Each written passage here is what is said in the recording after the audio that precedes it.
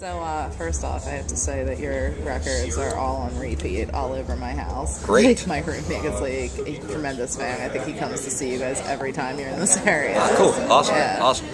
Definitely. So I'm sure that you're gearing up for this Murder Dolls release. Yeah.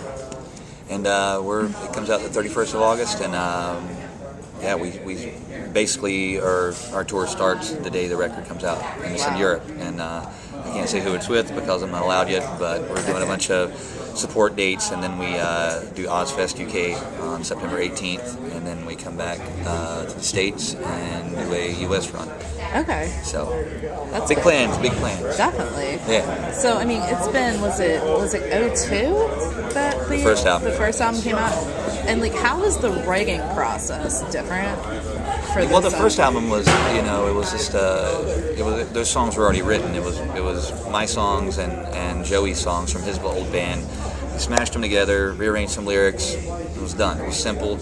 Put the band together, just like, seriously, it was like, look at people up online. Who's this guy? All right, he plays guitar. He looks cool. Call him up. Can you play? Yep. All right, you're in the band. And that's how it was. We rehearsed 4 days, got on the tour bus, and that's how it was. So it worked. It was dysfunctional. It was thrown together real quick. But with this record, it was, we had 8 years worth of material to choose from, but it wasn't even fully written songs yet. It was just like half songs. So so it was the first time that Joey and I actually get to sit down and write these songs. Yeah. So that's the major difference on it. It's a brand new album. It's brand new songs. No one's heard this stuff, and so that's the difference. Mad Manager, get out of here. Yeah, because I was going to ask. I know I had read that a lot of the stuff was from, your Frankenstein's drag queens projects. Right. How are you balancing everything else that you have going on? I don't ever do anything at the same time. From now on, this is Murder Dolls, and we'll be touring this for however long it goes, a year and a half, 2 years. We'll see how it goes. But once I kind of, for me, the idea of doing anything else right now just makes my brain hurt. So whenever downtime comes up, then that's when I start getting creative and going, okay, cool, I'll do my country band for a while, or I'll do this. But Frankenstein Drag Queens is dead. It'll never, ever happen again. Okay. And you'll hear those songs live. I love that music, but I don't think anyone wants to see a guy in his mid-30s wearing a dress and a pink wig anymore. So, yeah. So Bourbon Crow is still going on. Bourbon Crow is just a thing I revisit every couple years, and pretty much that's it. It's a fun thing. It's just, we got another record of that already written. It was we had 2 albums anyway at that point. So I'm sure we'll get at one point a year or so from now. We'll probably go in and track another one. So I love how tongue-in-cheek the album title is Women and Children Last. Is there any significance behind that? Well, it's a parody of the Women and Children First Van Halen thing, and then and it also showed our campiness, and the album we were actually going to call it The World According to Revenge, which is the intro of the record, and then we thought, that sounds too serious, and then in a drunken phone call, I called Joey like 3 a.m. one morning, and I was like, Women and Children Last. And he sat there and we both busted out laughing. It's like, that's it, that's the title. Wrote it down, notebook, mark it. So that's how it happened. And so you have a new lineup for touring, right? Yep. So that's all put into place now? Yeah, right? we did our first 2 shows as Murder Dolls again, I guess a month and a half ago. I don't even know what month it is right now.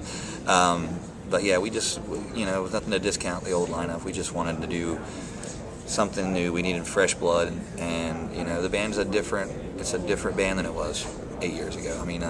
We're still having fun. A lot of the same things are there, but we're more focused. We got more of a mission of an attack this time, as opposed to just let's go out and have fun. We're going to have fun regardless, but it's more of we get more of a mission this time. So when you guys sit down to write, like, what inspires you? It's changed over the years. I don't necessarily know what it is exactly. As you look at the first album, those were all songs and stuff I'd wrote when I was a teenager. Sitting in my bedroom, watching movies, and nothing going on. And it's like now I've been living out of a suitcase and traveling around the world, and it's just you pick a guitar up and you know, just anything. I could just hear somebody say something or whatever. It's just, I don't know, just different things inspire me.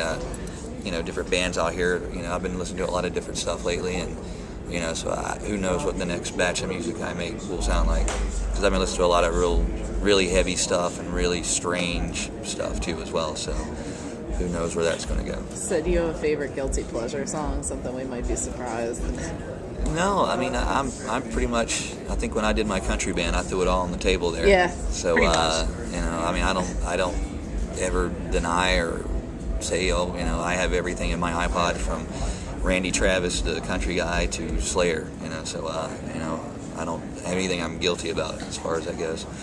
But there's stuff that people have no idea that I'm into that would probably be surprised. So I think the probably only thing I could say was I have the entire Friends box set collection, the TV show. Oh, okay. Yeah, I'm not guilty about it, but No. most people would never know I watched that show. And It's a good show. I was addicted to it. Yeah. Yeah.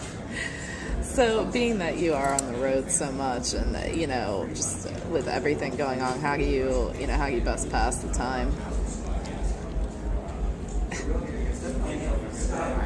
That's not lemonade. Okay. That answers your question. That's how you pass time. Yeah. So, what's been one of your craziest fan experiences, or anything anybody's done to get your attention that's been like completely off the wall? Yes, I mean there's been the crazy stuff like you know, just weird stuff thrown on stage. You know, I've had, you know, it's weird what, like, our fans they're so cool and they read so much into what we're into, what we like, and it's like, you know, I almost made the mistake, but, you know, I said I loved KFC, so for one tour it was nothing but fried chicken being thrown on stage. You know, it's nothing worse than to run around on stage and bust your ass on a fucking chicken leg, but that's happened, you know. And probably the strangest or just craziest thing that's terrible. I remember playing in Australia. People were throwing firecrackers at us and taking cans like this, you know, like this, and smashing them down and making throwing stars out of them and throwing them at the bands on stage. Oh my god. Yeah, people don't do that. Yeah. We're just trying to rock. We're just trying to rock. If you don't like us, go get a beer.